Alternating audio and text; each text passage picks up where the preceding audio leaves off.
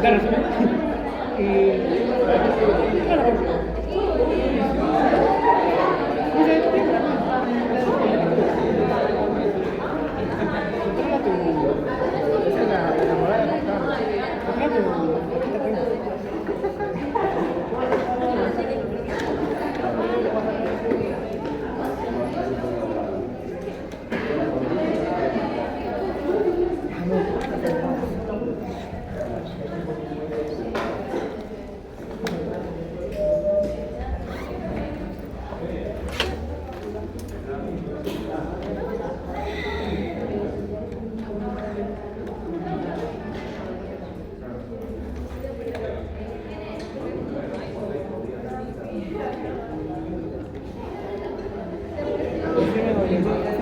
cero, confirme, me aburre.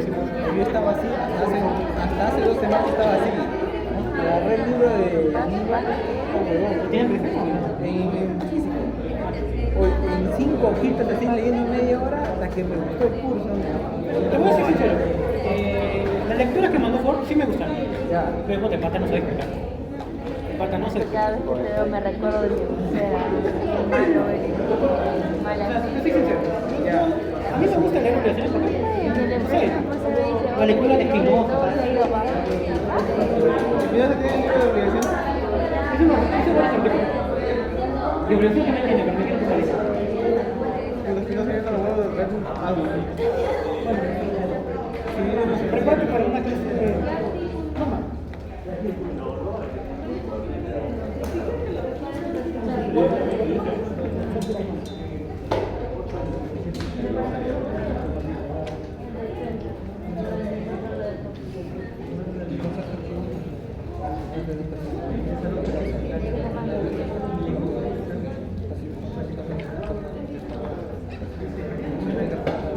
Bien, algunos me preguntan el examen, ¿cuál día no es examen? Control de lectura. Interesante. Interesante. Bueno, hoy se acaba de presentar. Con el examen ya todo cambia. Miren, todos tienen acceso al Classroom. Alguien que no haya podido acceder, levanta la mano. Yo deduzco, si no hay la mano, que todos están ok. Yo le agradezco a la delegada, siempre estamos coordinando y la idea es que nadie se quede sin ese acceso. Ahí he colgado todos los textos que van a ser materia de control de lectura durante el año. Creo que en algún momento le tomamos foto o creo que compartí con ustedes un cuadro donde están todas las fechas del año. ¿Lo tienen? ¿Sí? ¿Usted lo tiene?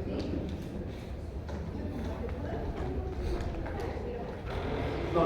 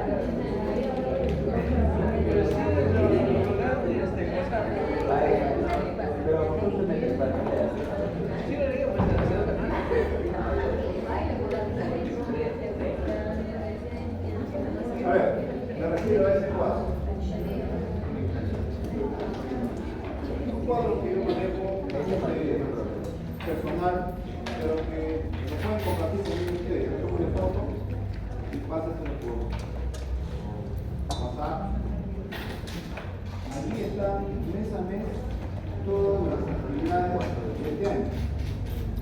Si alguien tiene a la vista, lo tiene en el plan o la gente lo tiene impreso. ¿Alguien tiene el estilo impreso?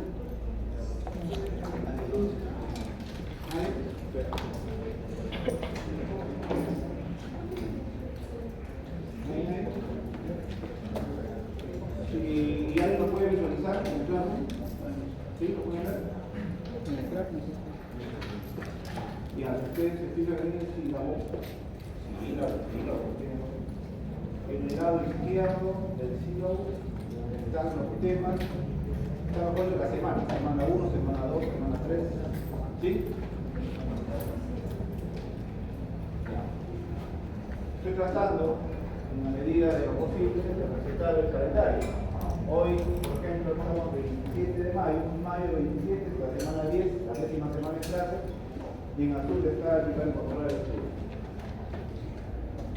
Y así vamos trabajando hasta, por ejemplo, el 24 de junio, que sería el segundo corporal de estudio.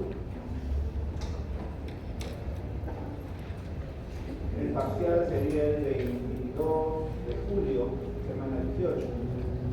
Y así pueden entender este cuadrito. No se asusten, no se preocupen, para eso está la delegada. Ella les va a avisar seguramente con la anticipación del caso, para que no haya después características. Pero en todo caso, ahí lo tienen.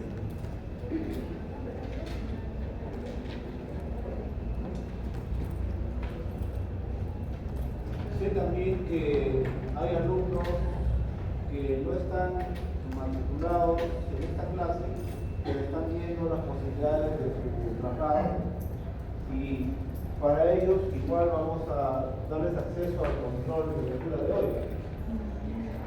De modo que cuando regularicen el traslado, ya pues la nota queda, ¿no? Para que no estén en blanco. La idea, como verán, de mi parte es darles toda la facilidad al alumno que quiera estudiar, que quiera aprender, que quiera, obviamente, instruirse en esta materia tan interesante como es el derecho procesal civil. Ahora, y están en el tercer año, y obviamente ya han pasado el estrés de los exámenes del primer año. No sé qué tan denso les parece este año. ¿Será más complicado que el anterior? ¿Les parece? Sí. ¿Sí? Es más pesado, Pesado. Bueno, así es. No hay otra cosa.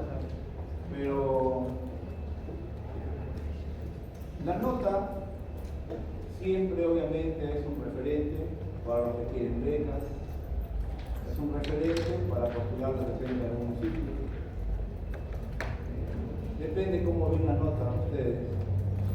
Pero si les parece, si toman en cuenta, tómenlo como un comentario. Eso no es algo, una ley lo que voy a decir, o que algo que, lo dijo el profesor y así es. No, es una opinión. ¿Ya? Es una opinión. ¿Cuál es la opinión? Finalmente, el día que usted se gradúa, su título sale de abogado. Se sacó 20 es abogado y sacó 12 es abogado. Eso es lo bueno y lo malo. Porque lo bueno, porque claro, finalmente todos van a poder con su 13, por poner un ejemplo, y digan. Lo malo, claro, es que el nivel, obviamente, de la profesión se complica con los que pasan a la curva. Y esto lo van a ver más que nada en el ejercicio de la profesión.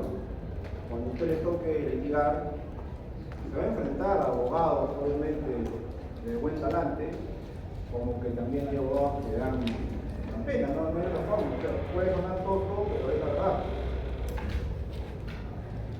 Pero a lo que quiero llegar, la nota finalmente es un referencial. Claro, lo ideal sería que saque 20 en todo, pero es un poco complicado. Sobre todo cuando ya están practicando o haciendo algunos trabajos en el medio tiempo.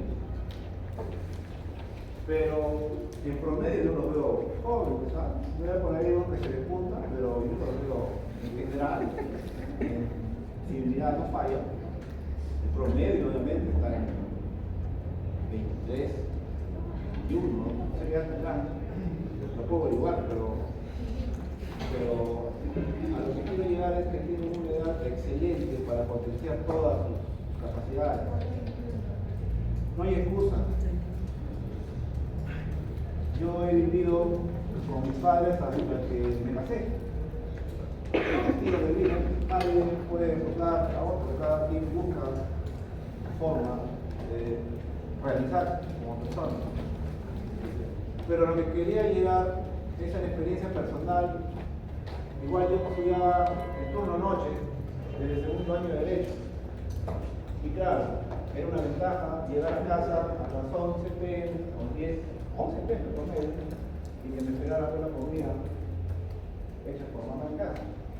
Imagino que muchos de ustedes tienen esa bendición, esa ventaja, aprovechen al máximo. Tenía un compañero que vendía libros en la avenida Venezuela, ahora a veces es abandonada, está por el puente, a veces es público, pero antes salíamos por ahí, estoy hablando de los 90, ¿no? Salimos por esa puerta y uno de mis compañeros, cuando yo llegaba de practicar en una oficina, ahí me encontraba vendiendo libros. A mí me sentí raro, ¿no? Porque decía, ¿se avergüenza yo? ¿Me avergüenzo yo o se avergüenza él? ¿Quién debe sentir más vergüenza? Me puse en su lugar.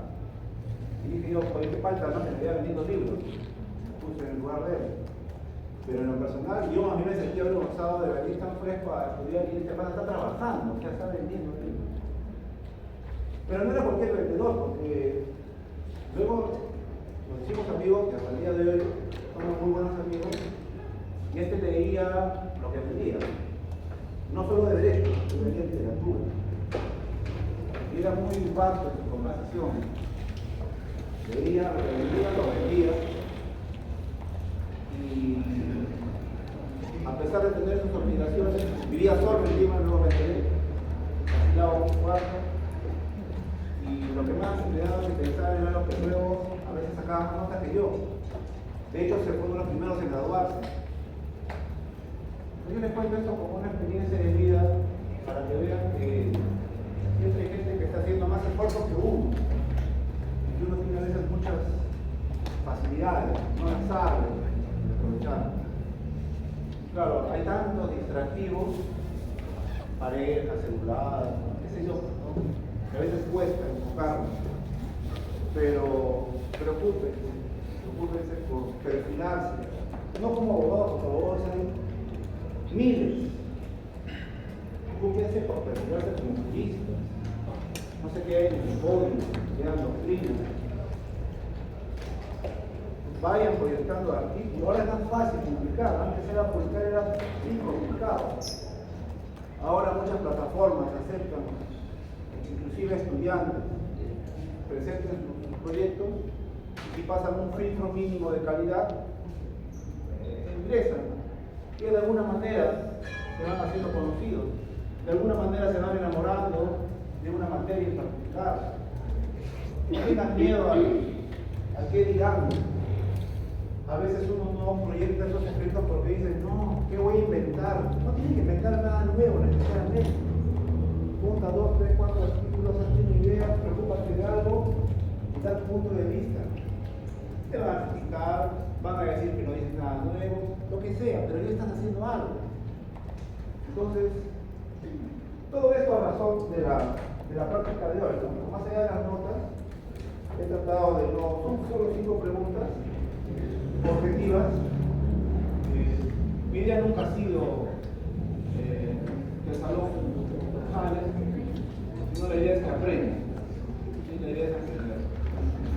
Pero ojo, en esta preocupación mía sería absurdo que yo esté solo en esta campaña.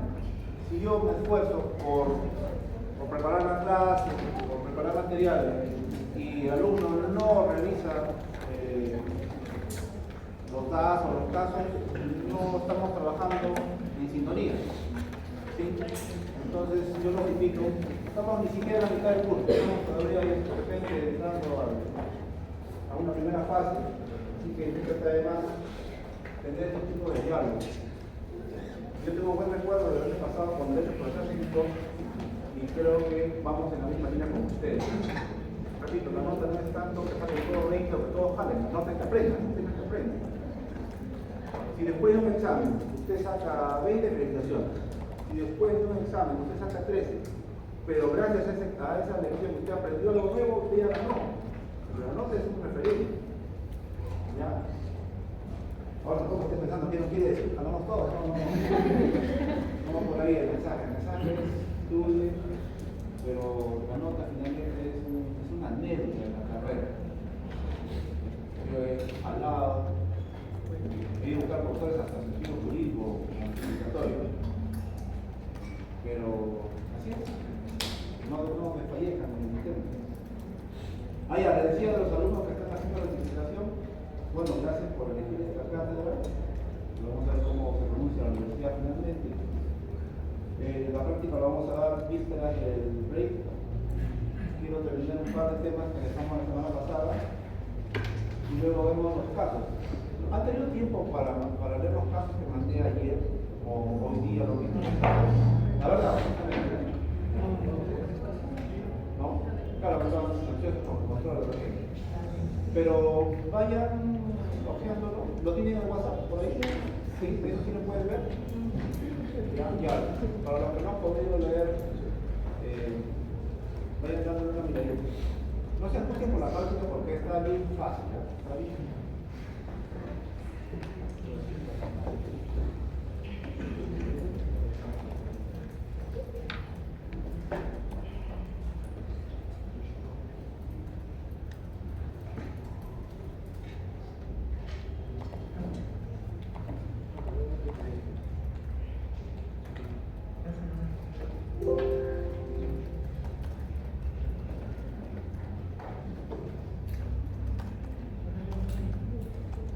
Nos habíamos quedado en los plazos, lo importante que es estar atento a los plazos, que no se te venza el plazo para contestar, que no vayas a caer en caducidad para demandar.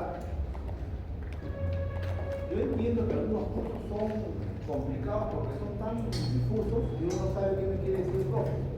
Estoy tratando es que cada tema tenga aplicación práctica. Creo que este curso, como el derecho procesal, todo lo que sea procesal es bastante de práctica, o sea, es bastante día a día. No hay manera de que usted no valore el tema procesal. Finalmente es decir,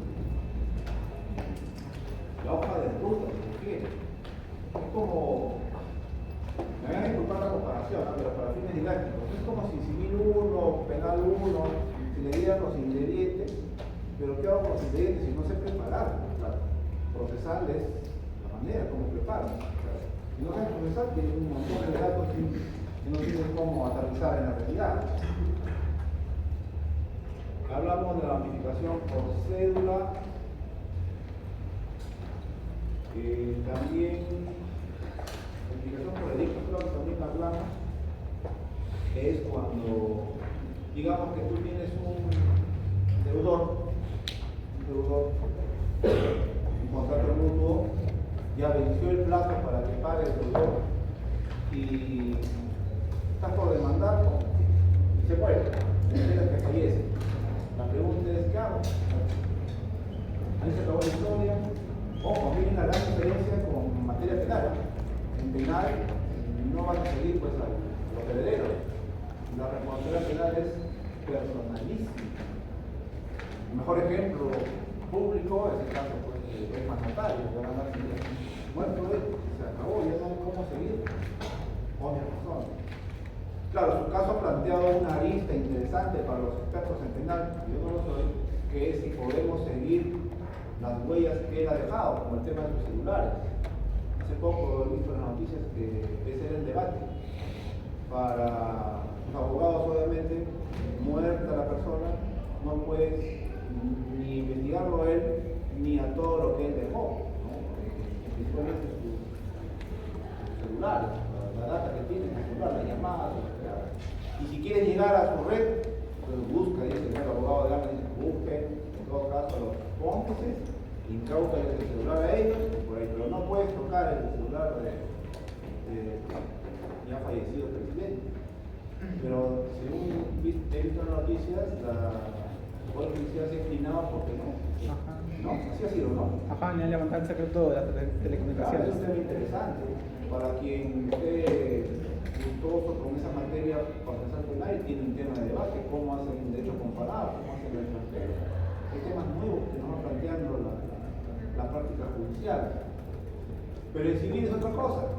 Aquí tú no estás persiguiendo personas, estás persiguiendo patrimonio, ¿no? Entonces, cuando fallece esa persona, no significa que ahí se quedó el tema. Claro, estoy asumiendo si ese deudor tiene bienes, porque si no dejó, como dice el deudor, sin tener dónde caerse muerto, como dice el dicho, como que se complica la cosa. Pero si ese causante, si ese fallecido tiene pues bienes, inmuebles, vehículos, obviamente a ti como abogado o abogada te tiene que interesar demandar. Pero la pregunta es ahora, ¿quién demanda? No voy a demandar al espíritu. Entonces lo que yo primero tengo que ver es en el registro público, busco en el registro de testamento si está dejado heredero, o busco en el registro de sucesión intestada, a ver si algún heredero ha tramitado la declaratoria de heredero. Ustedes saben que esas son las... En el curso de sucesiones, ¿ya llevaron todavía? No, nosotros Ya, fallece una persona y hay dos maneras como se identifica la masa hereditaria. Sea por testamento o sea por sucesión intestada. Por testamento, como su nombre lo dice, que la persona decide, yo estos van a ser mis herederos, se inscriben y ellos obviamente van a asumir el activo y el pasivo de ese fallecido. Pero en el caso de que no dejara testamento, entonces cualquiera de sus parientes con vocación hereditaria, salud, puede demandar la sucesión intestada. Eso lo puede tramitar ante un juzgado de paz de entrada o ante un notario. La idea es que al final, oficialmente, se declara heredero, por ejemplo. Se declara heredero a su esposa, su pércite, o a sus hijos. Si no hay esposa, a los hijos. Y si tú ves en registros públicos que ya se ha declarado notarialmente o judicialmente a los herederos, ya tú puedes asumir que ellos representan al fallecido. ¿Me siguen? Entonces, si yo tengo una demanda contra alguien que ya falleció, pero veo en registros públicos que ya hay herederos identificados y declarados, obviamente la demanda la dirijo contra ellos, en calidad de herederos de quien en vida fue mi deudor tal. Esa es mi demanda. Claro, como ya tenemos herederos declarados, obviamente estos tienen domicilio. Esto es fácil de encontrar en el proyecto. Pero ¿qué pasa si no hay testamento y nadie tampoco ha promovido declaratoria de heredero? Porque eso no es de un día a otro. Desde que fallece hasta que hay una declaratoria de heredero puede pasar meses o hasta años, si es que nadie se anima a tramitar. En las razones. Mientras eso no sucede, la pregunta es ¿contra quién dirijo el hermano? Ese es el problema. Para esos fines, el código diseñado, su demandado sería, si tu deudor se llama pues Luis Pérez Ríos o Luis Ríos Castro, entonces la demanda va dirigida contra la sucesión de Luis Ríos Castro. Ojo, no es lo mismo Luis Ríos Castro que la sucesión de Luis Ríos Castro. Mi demanda va dirigida contra esa masa no identificada, contra la sucesión. Yo no sé quiénes son. Y como no sé quiénes son, ahí es un ejemplo que en esos casos se notifica por edicto. Claro, ¿a dónde va a llegar esa notificación?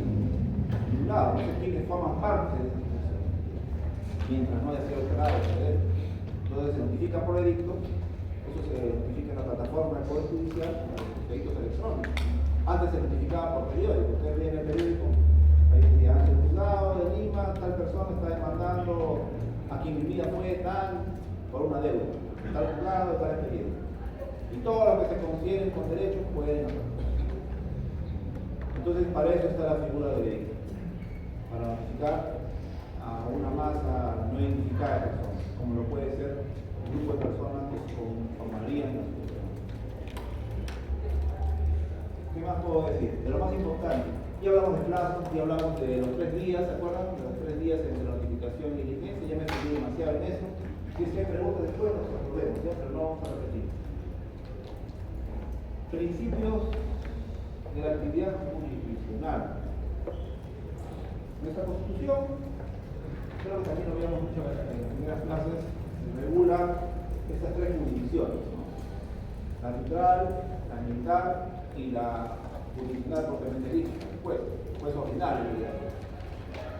Y a eso hay que agregarle la jurisdicción que tienen las autoridades dentro de las comunidades campesinas y nativas. Ellos también ejercen un tipo especial de justicia en un Perú pluricultural, está reconocida por los demás.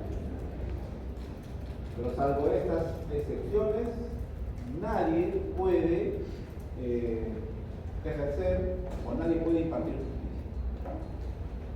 Esto puede parecer una obviedad, pero en su momento, hace la etapa medieval, podemos, mejor ejemplo de esto pasaba en Francia. El rey era autoridad ejecutiva y también era autoridad judicial, a veces designaba entre los suyos a quienes impartían justicia, o a veces en el camino designaban, no, para este caso tú serás, o sea, todo era pues, muy diferente a lo que hay ahora. Ahora hay una justicia predeterminada por ley, nadie más que estos casos puede impartir justicia, y a eso se refiere la exclusividad como principio de la función jurisdiccional.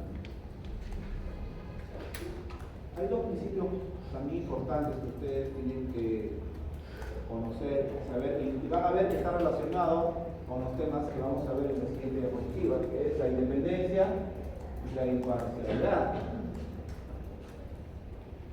Ustedes son bastante jóvenes, pero recuerdan la época, deben haber visto en todo caso por noticias, el gobierno Fujimori. En el 91, en el 90, 91, autogolpe en el 92, 5 de abril, ustedes que estarían en colegio, ¿no? ¿No estarían? No existía. Yo ni existía. Yo ni era consciente. Qué bien, consciente. Bueno, más o menos, para decirlo en grandes rasgos, obviamente no quiero ir por el tema político, porque en este caso no es intención inclinarme contar los cual postura política. Hablemos de hechos objetivos. Repito, hablemos de hechos que constan, pruebas, videos. Fujimori era un personaje elegido constitucionalmente, tenía un asesor muy conocido, Vladimiro Montesinos, que era pues, el jefe en la sombra del servicio de inteligencia, y lo que termina por derrumbar ese régimen fue un video donde se le ve a los Montesinos entregando dinero contante y sonante a ejecutivos de canales, a políticos. Entonces eso obviamente terminó por la gota que agarró el vaso, y obviamente viene después la claudicación, la renuncia de Fujimori y todo lo que después pueden ver en los libros de historia. Pero desde el aspecto judicial, ¿qué pasó? ¿Qué hizo Fujimori desde el punto de vista judicial? ¿Alguien sabe? ¿Alguien ha escuchado? ¿Alguien tiene una idea? ¿Alguien ha visto? ¿Quiénes han contado a sus padres? Porque es también la responsabilidad de la familia un poco contarles qué pasó en nuestro país para no volver a cometer los mismos errores. Todo gobierno, ya no hablamos de Fujimori en general, todo gobierno dictatorial necesariamente tiene o se ve obligado o tiene hambre de controlar el poder judicial, irremediablemente. ¿Por qué creen ustedes que ahora estamos en las noticias de que sacan al fiscal de la nación, lo reponen, que hacen amparo contra la Junta Nacional de Justicia, amparo contra el Congreso, y así estamos todos los días en las noticias? ¿Por qué? No es un tema procesal, es un tema de lucha de poderes, un conflicto de poderes. Entonces, ¿qué pasó en la época de Fujimori? El gobierno de Fujimori aprovechó el descontento popular contra el poder judicial. La gente de entonces como ahora estaba inconforme con el sistema legislativo y con el sistema judicial. Eso es lo que era y lo que es ahora. Si ustedes preguntan a las personas de la calle, ustedes mismos, ¿están de acuerdo con el Congreso? No, que salgan todos. estoy de acuerdo con el profesor que saben todos son corruptos. Esa es un poco la sensación de la mayoría, de la masa. Entonces, políticamente, el gobierno fútbol supo capitalizar eso y dijo el autogolpe del 5 de abril del 92. Se derró el Congreso, se derró el Poder Judicial. Y claro, como no podemos tener un Estado sin poderes, inmediatamente creó lo que llamaron la Comisión Ejecutiva del Poder Judicial. Creó una comisión para, después que sacaste a todos los jueces, o a la gran mayoría, la idea era cómo cobrarlos. Y obviamente la elección fue un poco manipulada, obviamente, ¿no? Para buscar jueces, obviamente, que luego no te hicieran problemas, que te dejaran gobernar, que no quitaran contra ti mandatos de elección, qué sé yo. Todo esto no estoy yo haciendo apología contra nadie, estoy hablando de lo que consta en registros probatorios. Ojo. Cuando a un juez, por ejemplo a mí, yo voy a entrar a sentencia y me llama un congresista para que yo me incline con determinada parte procesal, lo que está afectando es mi derecho de independencia judicial. La independencia judicial externa. Repito, si a mí me llaman, cambiemos de ejemplo, el alcalde, sea que me llama o sea que me visita, y me dice, pues, una vez que aprovecha la intimidad de la oficina, quiere una conversación a solas, y luego me dice, mire, doctor, yo tengo un caso que es de mi cuñada, yo necesito que esto salga a favor de ella, porque qué sé yo. Y por ahí te puedo ofrecer, si no dinero, alguna ventaja política. Yo conozco, te puede decir, yo conozco a una persona que te puede ayudar para ascender, puede prometerte cualquier cosa, o también la amenaza. Todo eso son ejemplos de afectación a la independencia externa. Pero dentro de la institución también puede haber afectación a la independencia del juez. Ya les he contado de las jerarquías que hay dentro de la institución judicial, comenzando con el juez de paz, luego sigue magistrado superior, luego sigue, después del magistrado sigue superior. ¿Se acuerdan? ¿Se acuerdan? ¿No? ¿Qué sigue? ¿Se acuerdan? Especializado, mixto, de ahí superior y de ahí sigue la Corte Suprema. Entonces, obviamente, en una institución jerarquizada también podría haber afectación a la independencia. Imagínense que un juez de paz entrado en la oficina y llega un miembro de la Corte y llega un juez supremo. Obviamente, ¿no? Es como si en la oficina del capitán llega el general. Obviamente hay una condescendencia, un respeto especial que se tiene por esa jerarquía. Pero esa jerarquía a veces está mal vista. Porque la jerarquía del Poder Judicial no es la jerarquía militar policial, tiene otra connotación. En el Poder Judicial, esa jerarquía está diseñada para efectos de apelación, para saber quién es el grado superior y el grado de apelación. Pero no significa para nada que el otro tenga más poder o más influencia sobre el de abajo. No hay manera, es imposible. O sea, desde ese punto de vista es tan igual un juez supremo como un juez de paz letrado. Desde el punto de vista de su función. Si el juez supremo, por más juez supremo que sea, le dice al juez de paz letrado, oye, mira, ayúdame en esto, o tienes que resolver de esta manera, no solamente se expone a que lo denuncien, sino que está afectando la independencia de ese juez de paz letrado. Como ven, la independencia puede ser afectada tanto desde una perspectiva externa como interna. Una pregunta interesante es, y esto también es bueno conocer, la independencia del juez, visto como principio jurisdiccional, ¿creen ustedes que es un derecho del juez o un derecho de las personas? Opiniones, ¿no? Porque aquí es debate, no hay respuestas. Repito, si ustedes ven, si ustedes están entendiendo los ejemplos que he dado de independencia del juez, cómo se afecta la independencia del juez, tanto externa como internamente, la pregunta es, ¿la independencia del juez es un derecho del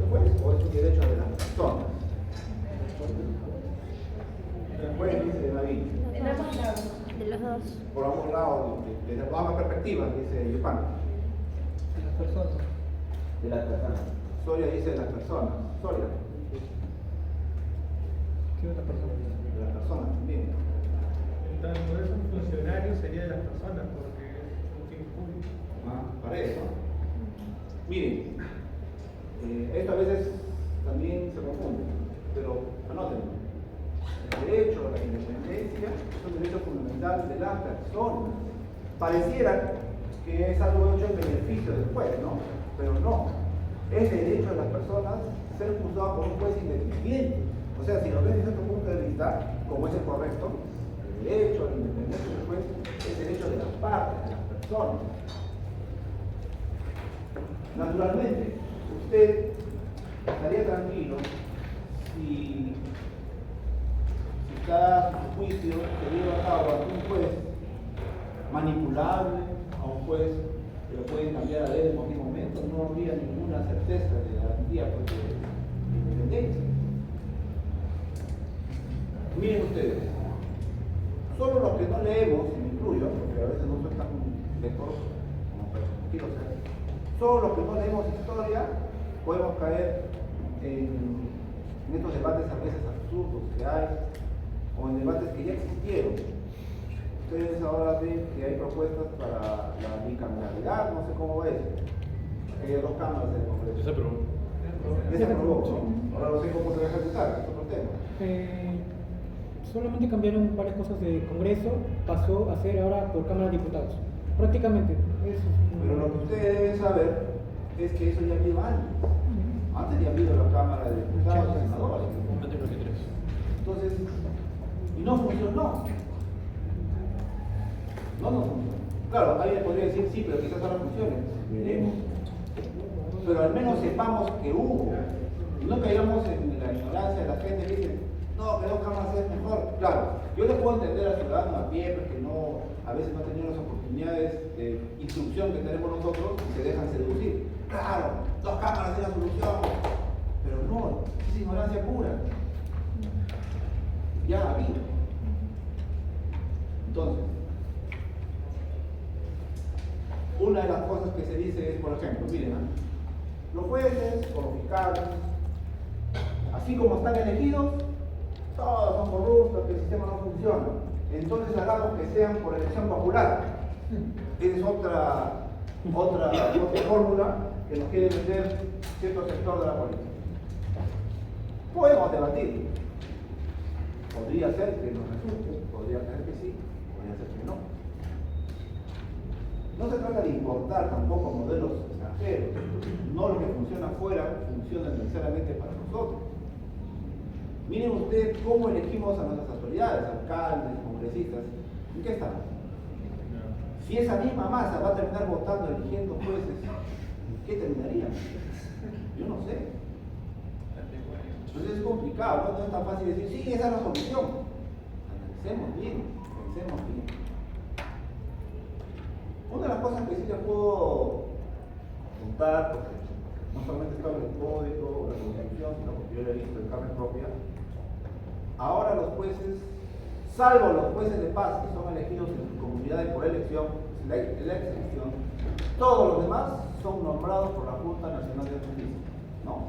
Antes Consejo Nacional de Justicia. Todos somos nombrados por esa institución. Previo concurso, pues, de medios, de entrevistas, qué sé yo. Pero antes de que exista el Consejo Nacional de la Legislatura, antes elegía el presidente de la República. Previa terna que le mandaba el Congreso. O sea, los que querían ser designados jueces pasaban necesariamente por el Congreso a pedir pues apoyo político. Y eso no es gratuito. Luego, después de tanto suplicar, si tenía suerte, había una terna y esa terna pasaba al Ejecutivo. Y el presidente de la República de esa terna elegía obviamente a uno de ellos. La pregunta es, ¿podemos tener certeza de que ese juez será independiente? Alguno me podrá decir, sí, una vez que me designa, yo ya no creo en nadie. Podría pasar, tampoco está descartado. Pero el tema es que la tentación es grande. Cuando yo ya estoy en el cargo, Luego venga un día el presidente y te diga, oye, yo te designé, no choques conmigo, no muerdas las manos de que te dio de comer, algo así. Ese es los problemas a los que se expone ese tipo de nombramiento. Por eso es que se modifica y hoy tenemos el modelo que tenemos. ¿Es perfecto? Seguramente que no. Pero la Junta Nacional, como el Consejo, ex Consejo, la idea es que esté conformado por distintos representantes. Representante del Poder Judicial, representante del Ministerio Público, representante del Colegio de Abogados, representante de los judiciales. Lo que se busca es que sea lo más plural posible y luego el juez o fiscal que empieza a trabajar pues no le deba nada a nadie, entre comillas, no es lo que se percibe. Pero miren ustedes que a pesar de que buscamos un sistema, entre comillas, pues eficiente, estamos con los problemas que estamos. Pero en fin, para efectos de la clase, tengan en cuenta que la independencia es un derecho fundamental de las personas, que la independencia se ve tanto de su perspectiva externa como de su perspectiva interna. Y ahora vamos a hablar de la imparcialidad. La imparcialidad ya no tiene que ver con la forma como te pueden influir o manipular desde afuera o desde adentro. La imparcialidad tiene que ver cómo tú analizas ya el caso concreto. Yo cuando analizo un caso, tengo que entender que no me puedo basar si el abogado es de mi universidad, si la otra parte es mi paisano, si de repente no me saludó, si de repente me cae mal, qué sé yo. O es mi vecino. Supone que tiene que, yo resuelvo en base a las pruebas. Ley, constitución, medio probatorio. Es la imparcialidad que se le exige al fiscal y al juez. Entonces, la independencia está vista desde la perspectiva de la función del juez, en general. En cambio, la imparcialidad ya estamos hablando en el caso concreto. Y vean ustedes cómo se va a relacionar esto con lo que vamos a ver más adelante en la atención, restitución de jueces. Antes de eso, ya hay más principios que quiero mencionar. Principios de la regla jurisdiccional, efectividad, independencia, imparcialidad, bilateralidad, publicidad, motivación y cosas. La bilateralidad está relacionada obviamente a los intereses de parte. No se consigue un proceso unilateral. Proceso propiamente dicho, ¿no? Tiene que haber contradicción. Esto a su manera se cumple en el proceso penal. Una parte es el fiscal y la otra parte obviamente es el procesado, el investigado, el acusado, como quieran llamarlo. Pero ya para efectos de nuestra materia tiene que haber siempre dos partes. Claro, alguien me puede decir, profesor, y el proceso no contencioso ya es otro tema. Ese es un proceso muy particular. Pero el proceso contencioso, como su nombre mismo lo dice, involucra conflicto de intereses, involucra dos partes. Claro, cada parte puede tener 2, 3, 4 personas, estamos hablando de acumulación subjetiva. Pero al final estamos hablando de bilateralidad. ¿Cuál es la excepción? Porque dice ahí salvo MC. MC lo que dice ahí es medidas cautelares. La medida cautelar es una excepción a la regla.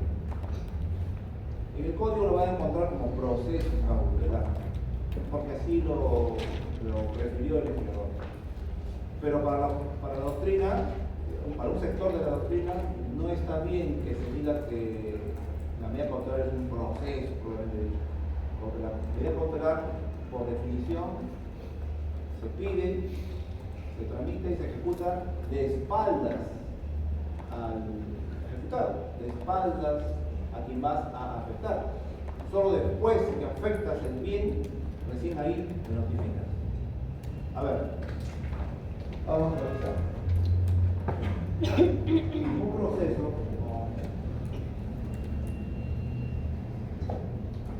en un proceso normalmente hay un demandante, hay un demandado, que te va a contestar, que te la demanda, y de aquí sale una sentencia. En un proceso cautelar, él, ya les dije una vez, puedes pedir una medida cautelar aquí, medida cautelar fuera del proceso, puedes pedirla dentro del proceso también, medida cautelar. En ambos casos, lo que el demandante persigue es asegurar la eficacia de lo que se va a resolver aquí. Usted ya sabe también por sentido común y por las clases que hemos dado, que entre la demanda y la sentencia obviamente hay un tiempo, puede ser meses o a veces hasta años. Y no tiene sentido esperar una sentencia si al final esa sentencia yo no la puedo ejecutar. Si yo espero cruzado de brazos, que el proceso termina en 2 o 3 años, en esos 3 años el demandado puede haber vendido todos sus bienes. Claro, en los procesos que tienen que ver con deuda de dinero. Pero sin importar la materia, siempre va a haber una medida cautelar que te va a ayudar a asegurar la eficacia del proceso principal. Entonces tú le dices al juez, muy escrito, señor juez, mi demanda ya la admitiste, mi demanda tiene estas ventajas, tengo estos medios probatorios, y yo quiero que vayamos quitando, estoy hablando de términos sencillos, ¿sabes? Porque la nomenclatura es otra, se llama medida cautelar, secuestro conservativo, pero no se maleen. Lo importante es, señor juez, yo quiero que le quiten este carro, secuestro vehicular, que le quiten su carro a este demandado para que lo tenga un custodio judicial y el proceso que se demora lo que tú quieras. Al final yo voy a rematar ese carro y con el importe de ese remate me cobro mi dinero. Así funciona la medida cautelar. Naturalmente, el juez va a resolver ese pedido sin avisarle a la parte contraria. No tiene sentido que le avise, porque vende el carro, lo esconde, no, es probable que suceda eso. La solicitud la resuelve el juez sin avisarle. ¿Cuándo se entera el demandado en el caso de secuestro? Está manejando un día y el policía lo para y le dice, él dice, todo está en regla, acá está mi SOAT, acá está mi revisión técnica, ¿qué más puede pedir? Tu licencia de conducir, todo está en regla. Y lo que él no sabe es que hay un mandato cautelar, el juez que va a mandar el secuestro. Señor, lo siento, baja ese vehículo, su carro queda capturado por mandato judicial. Recién ahí se entera. Recién ahí, él puede, en todo caso, va a preguntar de dónde sale esta orden. Recién ahí, él obviamente va a ir al juzgado, presentará, pues, puede pedir, puede apelar la decisión del juez, puede pedir la variación de medida, eso lo van a ver el otro año, en el derecho procesal civil 2. Pero lo que yo quiero que capten es de que ese proceso, entre comillas, cautelar, se lleva a cabo inaudita parte, digamos, o sea, sin conocimiento de la parte contraria.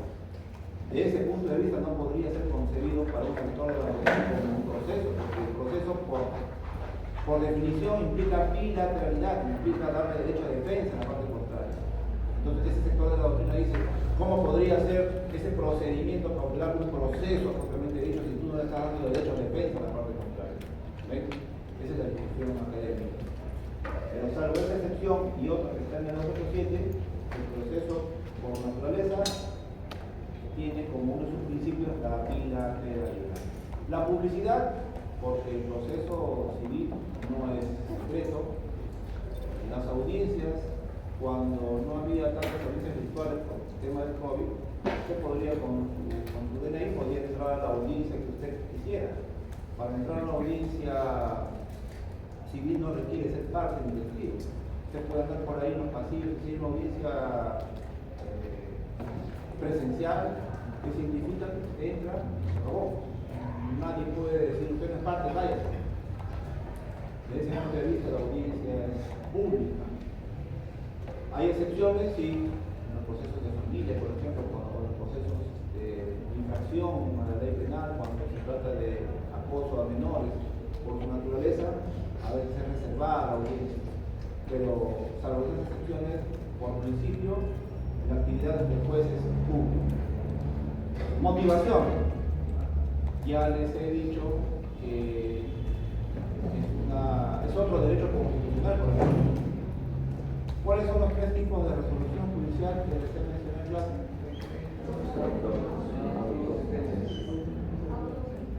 Decretos, novelos, sentenciados. Ya. De esos, ¿cuál no necesita motivación? ¿Qué importa para que se vaya a aplicar? Solo el decreto no requiere motivación. Lo demás sí necesita motivación. Si no está motivado o está mal motivado, son cosas distintas. O sea, no hay motivación, nulo. Si está motivado, pero es defectuosa esa motivación, también es nulo. O sea, es deber después motivar su resolución. Claro, ustedes ya saben algo más, no cualquier resolución. Estamos hablando de autos y sentencias, decretos. Cosa juzgada, salud. Cosa juzgada es otro de los principios que ustedes ya han abordado. No voy a extenderlo porque lo han visto de su sílabo de organizar parte general y como ustedes han dominado este curso, ya no voy a extender. Pero eso obviamente es otro principio que tiene que ver con el nevis in idem, ¿no? No vas a juzgar dos veces por lo mismo. Entonces, es otro de los principios de la actividad jurisdiccional. Después que hemos entendido, después de preguntar lo que deseen, después que hemos entendido independencia e imparcialidad, les va a ser más fácil entender estas otras figuras que es de abstención, de frustración, de jueces. Como el mundo es pequeño, finalmente puede haber un caso donde una de las partes sea pariente del juez, obviamente. Ahí estaría en peligro la imparcialidad del juez. Hay situaciones tan evidentes en las que yo, obviamente solito, sin que la parte me digan, yo solito no voy al proceso como juez. Esas son las causales de impedimento. Ayúdame con el artículo 306. 306. 306. ¿Está?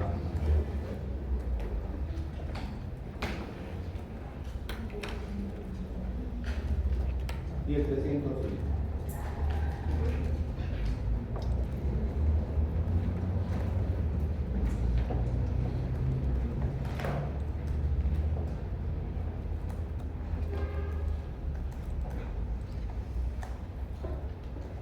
El demandante, digamos que es mi cuñado. Yo no voy a ser loco, ¿no?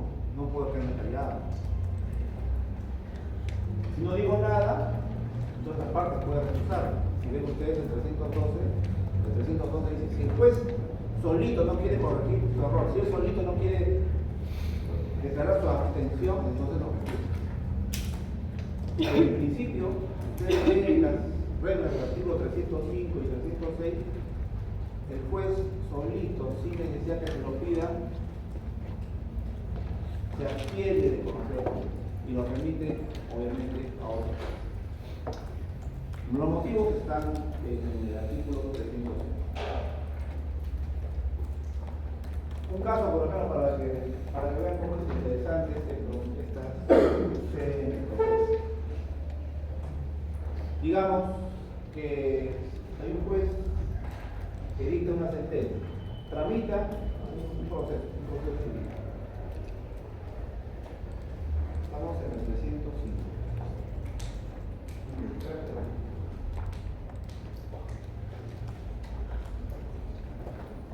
Los jueces en el ejercicio de su profesión, lo mismo pasa con los fiscales. No son personajes que están allí inamovibles. Los pueden destituir si es que cometen una grave falta, que va a su casa. Y puede tener una impresión también. Puede jubilar, obviamente, pero también puede ascender en la carrera.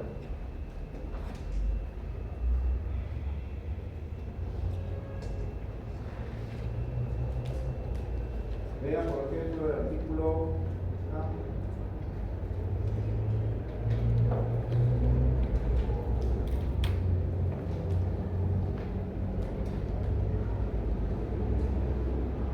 El 305, inciso 5. Rosa. Sí, Artículo 305. Causales de impedimento. inciso 5.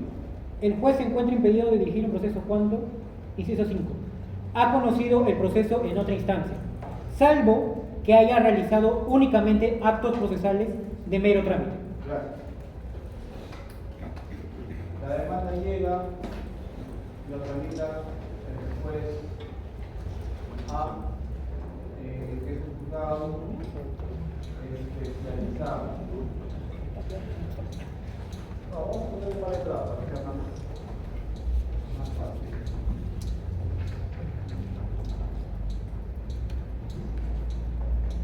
Juez de paz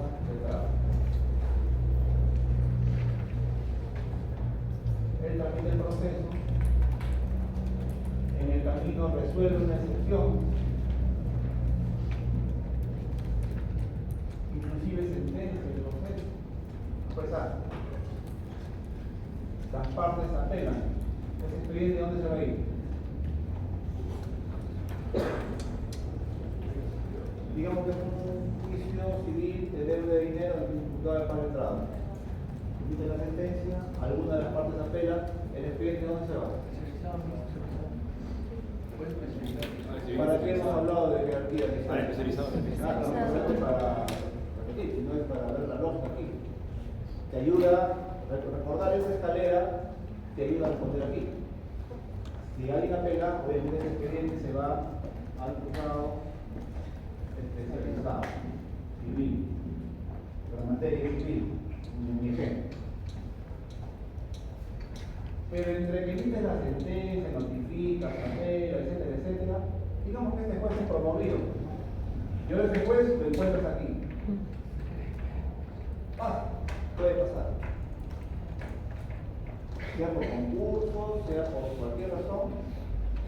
Entonces, imagínate que la sentencia sale fundada. Fundada la demanda. ¿Quién va a apelar? Por sentido común. Demandado. Si dice demanda fundada, significa que le estoy dando la razón a la demanda, demandante, ¿sí? ¿Quién va a apelar? Obviamente es el fundado. El demandado confía que esta sentencia sea pues anulada o revotada, de la cambio. Imagínate cuál sería la sorpresa de encontrar su expediente de aquí y encuentra el mismo juez que se sentenció. No sería válido.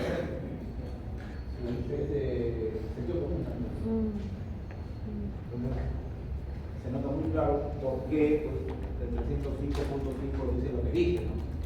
Allí pues sin necesidad que el demandado lo cuestione, él solito se abstiene.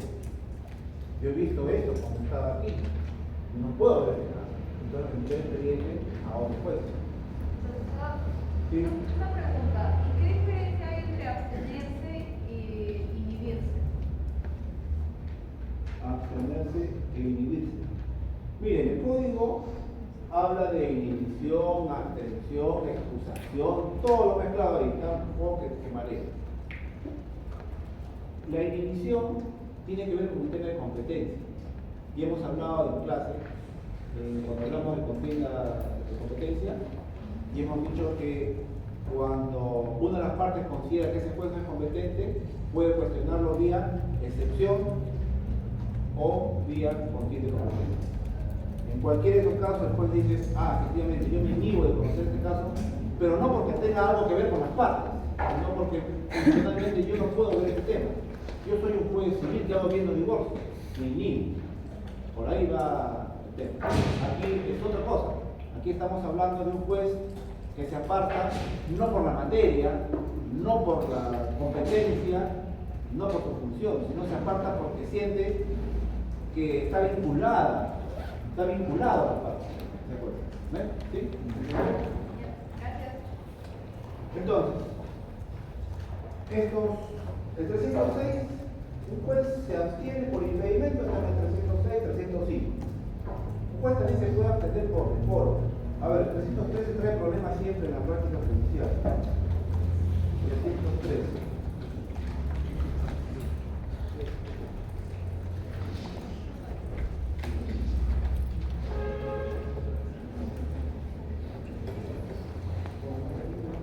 ¿Tiene un artículo?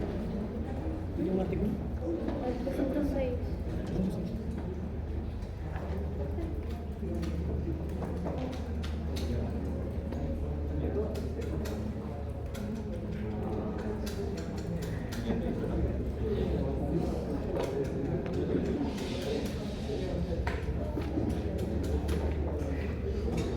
Ya. 313 del CPC, un segundo, quiero ver qué está Profesor, A ver, 313, ¿no? Correcto. sí. Artículo 313. Abstención por decoro. Cuando se presentan motivos que perturban la función del juez, este, por decoro o delicadeza, puede abstenerse mediante resolución debidamente fundamentada, remitiendo el expediente al juez que debe conocer de su trámite. Si el juez a quien se remiten los autos considera que los fundamentos expuestos no justifican la separación de proceso, seguirá el trámite previsto en el artículo 306. Gracias. Toribio. Miren, vean y hagan estudio personal en la comunicación de los temas del 305, el 307 y verán que tiene sentido que un juez no conozca el proceso cuando su cuñado es parte, que no tiene sentido que un juez conozca el proceso cuando ha sido juez en la otra instancia, que no tiene sentido que un juez conozca el proceso cuando de repente ha sido empleado de una de las partes. O sea, se pueden dar una serie de circunstancias que están expresamente previstas en estos artículos. Tienen que darse cuenta también que hay causales tan graves que el juez solito tiene que abstenerse por impedimento. Y hay otras causales que son las partes las que pueden recusar. ¿Sí? Pero el 313 nos abre otro escenario, la abstención por decoro. Es como una especie de todo lo que no está en el 305, todo lo que no está en el 307, podría entrar ahí. Ejemplo, y eso me ha pasado también en la práctica. Hay abogados que por alguna razón, ¿cómo sin razón? Al juez lo denuncia, lo quejan, lo denuncia. Vamos a ir por niveles. Yo me retardo en una sentencia, me demoré 2 o 3 meses más en la cuenta y me queja por eso. ¿Está en su derecho? Sí. ¿Lo tengo que odiar por eso? Sí. No. Borrado. No puedo odiarlo porque está ejerciendo su función, además me demoré. ¿Sí? Y lo que no debería pasar es que yo, por culpa de esa queja, yo luego resuelva en su contra. Por eso es que no puedo sentir esa sensación. Estaría equivocado, no sería profesional. Actuando subjetivamente. Exacto. Sería subjetivo si yo hago de una queja algo personal. Pero han pasado casos en los que hay magistrados, bueno, como me quejó, yo ya tengo un problema con este tipo y no estará en el 305, no estará en el 307, pero me abstengo por decoro. Y mando el expediente a otro juez. Generalmente eso sucede cuando el caso es complicado. El caso es tan complicado, puede ser también, hay expectativa también de la población, estos casos emblemáticos que le llamamos, que generan toda la atención pública. Entonces, bueno, ahora me ha quejado de pata, entonces yo me abstengo por decoro y lo mando a otro juez. Este juez no está obligado a quedarse con el expediente. A él no le parece que por una queja vaya usted a abstenerse. Yo no te acepto esa cosa.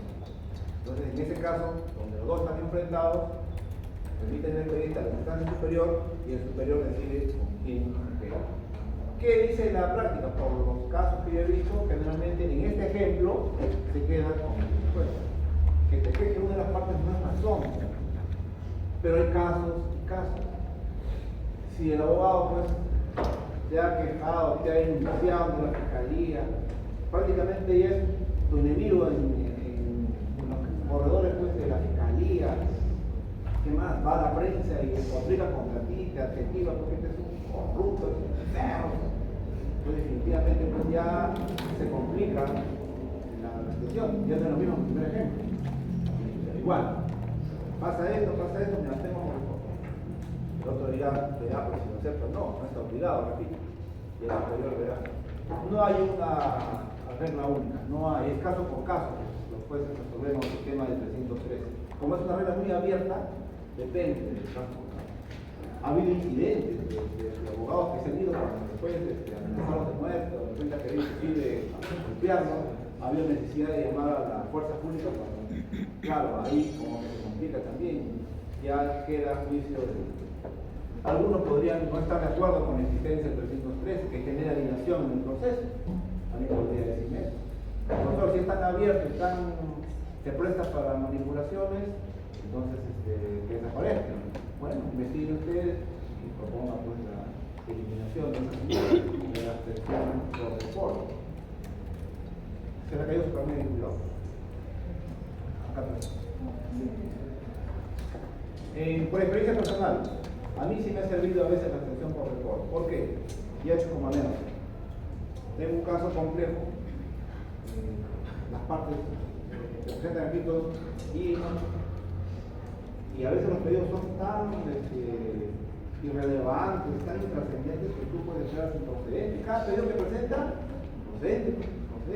Después de 3 improcedencias, la parte piensa, alucina, cree que tú te das a favor de la otra parte. Entonces, pero yo no voy a explicarlo pues, que tiene que estudiar mejor. Simplemente yo lo respondo con una resolución judicial.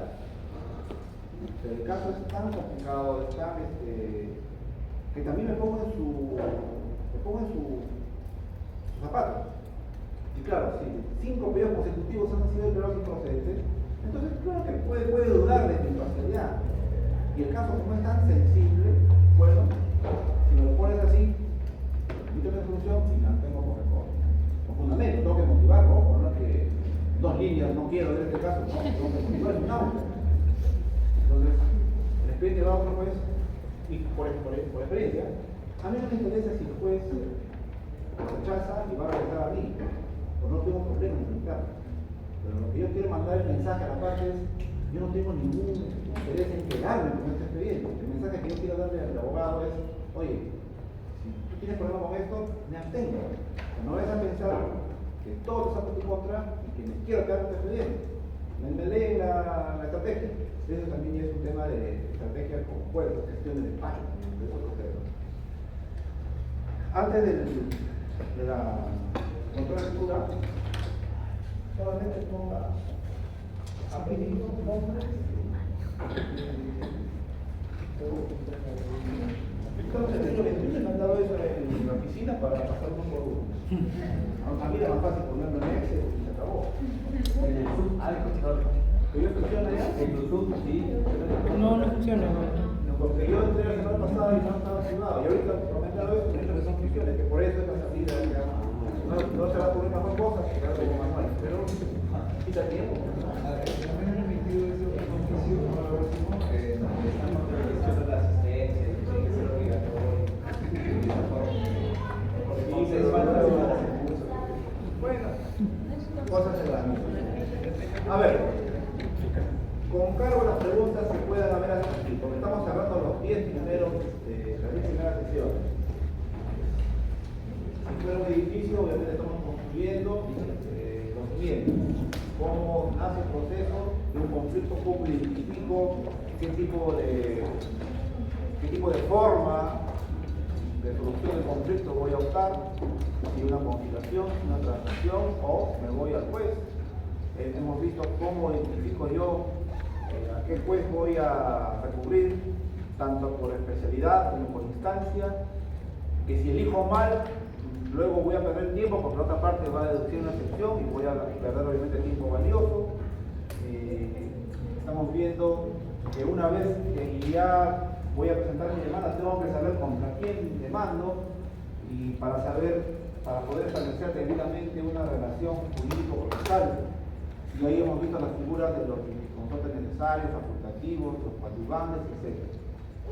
Y casi terminando, estamos viendo también que estamos en un escenario donde las dos partes están ya presentes como demandante y demandado y tenemos un juez que tampoco es alguien inamovible. ¿Lo puedo sacar del proceso? Sí, vía pues, reputación o vía impedimento, ¿no?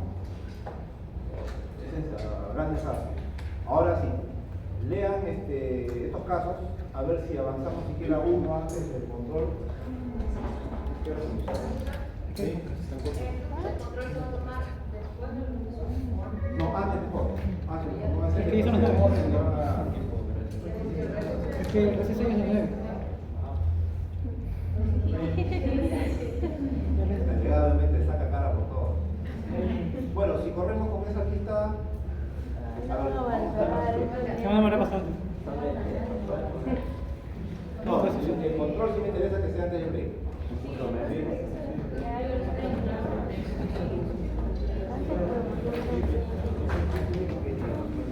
Por la cual,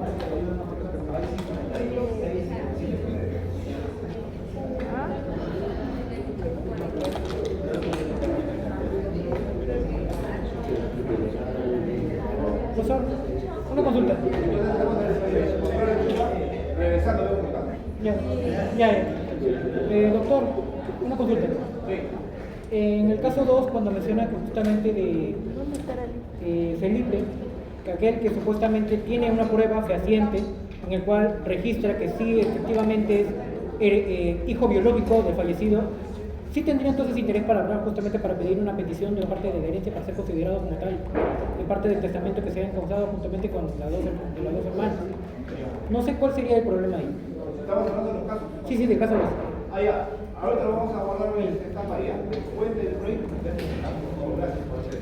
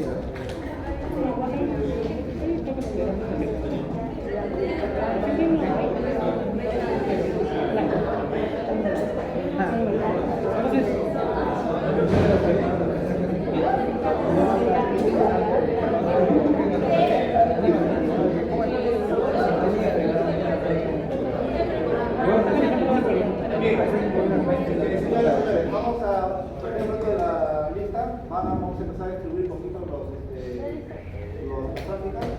Procuren no hacer desorden. Vamos a darles a 5 preguntas por 2 Sí, es ahorita.